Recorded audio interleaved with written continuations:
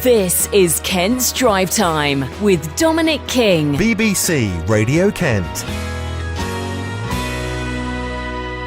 What mistakes have you made? How did you deal with it? You may have seen this and heard it on the radio. Today, former Australian cricket captain Steve Smith broke down in tears as he apologised for his part in the ball tampering scandal in the third test against South Africa. The 28-year-old said it was a failure of my leadership. Have a listen to this. Anytime you think about making a questionable decision, think about who you're affecting. You're affecting your parents, and to see the way my old man's been. Thanks, everybody. And my mum, it hurts, and I just want to say I'm sorry and for the pain that I've, brought to Australia and the fans and the public. It's devastating, and I'm truly sorry. Regardless of the circumstances, no one can fail to be not affected by hearing that young man. What mistake did you make? Does it still bother you to this day? What did you do, and how does it affect you today as you continue with your life? Sue Firth is a psychologist. She is with me now. She's a psychologist to those in the public eye. So you've got a lot of experience, I guess, Sue, of being able to work with those who are affected in what can be a huge amount of pressure, regardless of whether they've made a mistake or not.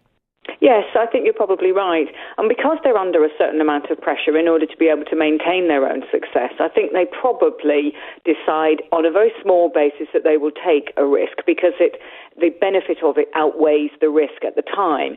So if they try something small and they find it works, that might give them just a little bit of a thrill, or they think they can get away with it. And then unfortunately, a bit like gambling, you get a bit addicted to it and you try bigger and bigger shifts or differences.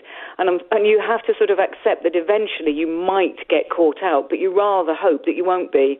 And how do you, in this circumstance, clearly, I think you'd agree, there's a young man there who has done something which he shouldn't have done on a worldwide international stage. And clearly the pressure of all of that got to him at that point where he thought about how his dad reacted to him. Yes, and I think that's probably the reason why it's been particularly painful for him, is because family members get a huge shock because they don't believe that this is going to happen or that their own child would do this. So if there is the exposure of the problem, I think in a way, actually, that's quite advantageous because it makes the individual feel particularly contrite. And that's hugely helpful when they then come onto the television and they have the humility to apologise.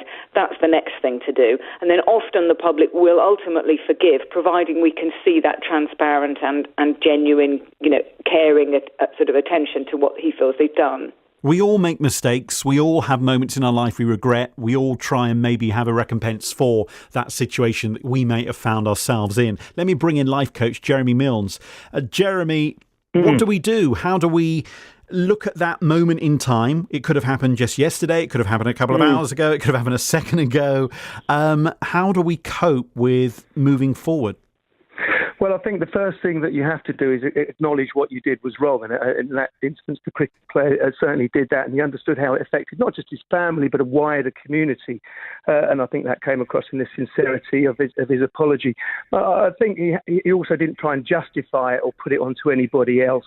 I think in his situation, he may have to apologise more than once as well. Once may not be enough. But he then has to show by whatever means possible that he is genuinely sorry and move forward by maybe doing something to help the wider community, obviously without any financial kind of gain at all, but to putting back something in this community that is positive, using his skills and his abilities, that may be seen by the public as a way of asking them for his forgiveness and to show that he's really sincere. And as individuals, ourselves as we go through life on those things where we've upset a friend or we've had a difficulty with our other half, or we maybe have done something that we really, really regret that was wrong, and maybe even something that was criminal in our lives. What do we do to be able to not have that follow us around everywhere?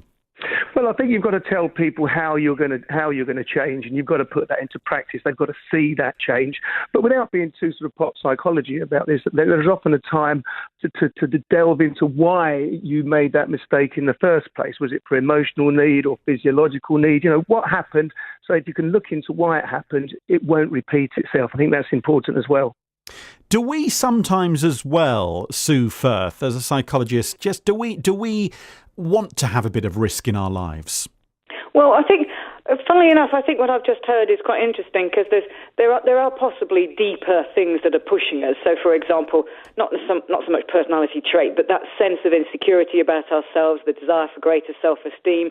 I think what we might therefore risk doing is making a mistake or pushing ourselves in a certain way that then does become obvious to people as a fault or a mistake or an error.